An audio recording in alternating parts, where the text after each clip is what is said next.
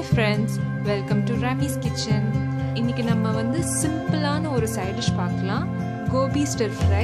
இது ரைஸ் இல்ல ரோட்டி கூட சாப்பிடுறதுக்கு பெர்ஃபெக்ட்டா இருக்கும். இதுவரைக்கும் நீங்க என்னோட சேனலை சப்ஸ்கிரைப் பண்ணலனா கீழ இருக்க சப்ஸ்கிரைப் பட்டனை கிளிக் பண்ணி சப்ஸ்கிரைப் பண்ணிக்கோங்க. பக்கத்துல இருக்க பெல் ஐகானை பிரஸ் பண்ணீங்கன்னா உங்களுக்கு என்னோட எல்லா வீடியோ அப்டேட்ஸும் கிடைக்கும். காலிஃப்ளவரை சின்ன சின்னதா கட் பண்ணி வச்சுக்கலாம். அதை வந்து ஹாட் வாட்டரில் சால்ட் ஆட் பண்ணி நல்லா பாயில் ஆகும்போது இதை ஆட் பண்ணிவிட்டு ஒரு 5 minutes நல்லா பாயில் பண்ணிவிட்டு எடுத்து வச்சுருங்க. இந்த மாதிரி கொஞ்சம் நல்லா ஆறணும். இஞ்சி பூண்டை நல்லா க்ரஷ் பண்ணி வச்சுக்கோங்க. கருவேப்பிலை கொஞ்சோண்டு, ஒரு பெரிய சைஸ் வெங்காயத்தை பொடி பொடியாக நறுக்கி வச்சுக்கோங்க. 2 பச்சை மிளகாவையும் பொடி பொடியாக நறுக்கி வச்சுக்கோங்க. இப்போ குக்கிங் ஸ்டார்ட் பண்ணலாம். ஒரு கடாயில் 3 டேபிள் ஸ்பூன் எண்ணெய் ஊற்றிக்கலாம்.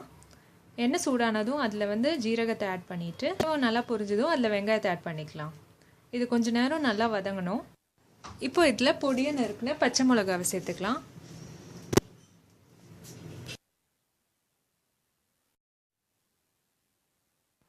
கறிவேப்பிலை சேர்த்துக்கலாம். கொஞ்சோண்டு உப்பையும் சேர்த்துக்கலாம். சேர்த்துட்டு இது நல்லா வதக்கிக்கலாம். இப்போ இஞ்சி பூண்டு பேஸ்ட் ஆட் பண்ணிட்டு வதக்கிக்கலாம்.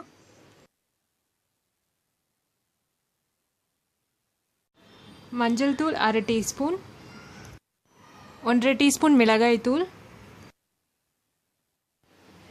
தனியாத்தூள் 1/2 டீஸ்பூன். இதெல்லாத்தையும் சேர்த்துட்டு பச்சை வாசனை போகிற வரைக்கும் நல்லா வதக்கிக்கலாம். இதோட வேக வச்ச காலிஃப்ளவரையும் இதில் சேர்த்துட்டு நல்லா மிக்ஸ் பண்ணிக்கலாம்.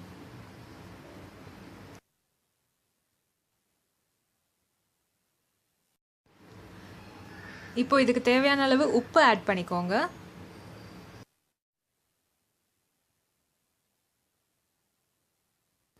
இதை மூடி வச்சு ஒரு 10 நிமிஷம் லோ ஃப்ளேமில் குக் பண்ணலாம். இடையில 5 நிமிஷத்துக்கு ஒரு வாட்டி ஓப்பன் பண்ணி ஒரு வாட்டி கிளறி விட்டுக்கோங்க. இப்போ இது ரெடி ஆயிடுச்சு. நம்ம ஃப்ளேம் ஆஃப் பண்ணிடலாம். கொத்தமல்லி தலையை இது மேலே போட்டுட்டு நல்லா மிக்ஸ் பண்ணிடலாம். இது இப்போ ஒரு சர்விங் பவுலுக்கு மாற்றிக்கலாம்.